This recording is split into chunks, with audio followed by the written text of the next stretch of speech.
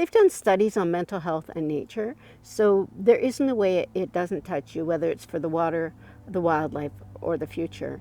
And it's going to be rare to find this kind of space anywhere.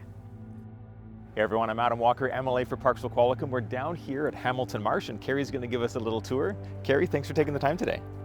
Anytime. Carrie, if somebody's not been to Hamilton Marsh before, where would they find it? 5 minutes from Qualicum Beach, straight out Memorial, under the highway, and then you turn right. And you go past the first locked off parking lot to the second one. And then straight in, 10-minute drive, 10-minute walk. And what does it look like from the road? You can't see it, it's all forest. No, I mean the parking lot. Oh, well, there's rocks across it, and there's a little sign on a tree that says Hamilton Marsh Trail. Perfect. And you can come in at either end. I would suggest the second one. And the trail looks very well maintained. Who actually owns this property? So it's owned by Mosaic/Island Timberlands. Mosaic manages it, and Island Timberlands owns it. And the trails, I think that there are gnomes that hop out of the woods and keep it tidy.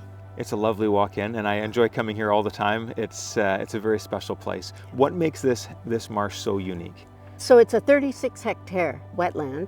It is the largest body of water in the French Creek watershed. Over 120 species of bird have been recorded here, and a lot of red and blue listed species, including bear, Vancouver Island wolf. We lose so much habitat that this is beautifully boundaried by the roads and the railway. The Aerosmith naturalists are highly invested in this area, and they're part of our tour. Same with the Friends of French Creek Conservation Society. We were at one time a committee under them. Everyone is keeping their eye on things. Tell me a little more about how this marsh interacts with the French Creek watershed.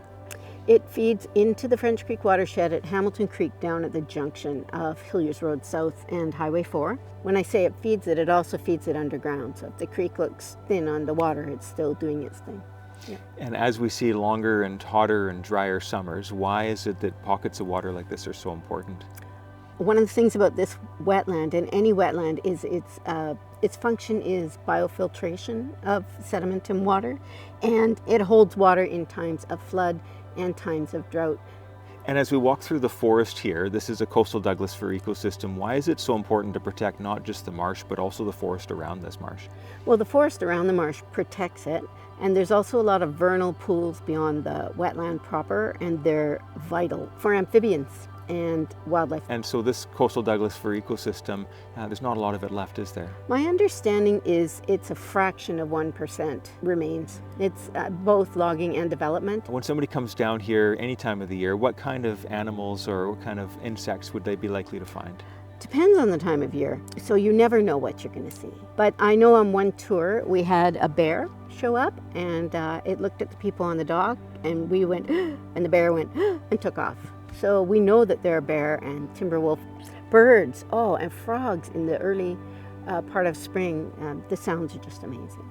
Yeah, and we can experience that here if you just stand and sit on this bench and just take it all in. You can hear all the different species of birds. You can hear frogs popping out of the water. Yeah. It's a lovely place. And where can somebody learn more about Hamilton Marsh and the entire wetland that surrounds it? HamiltonWetlands.com. Carrie, thanks so much for showing us around here today. Anytime.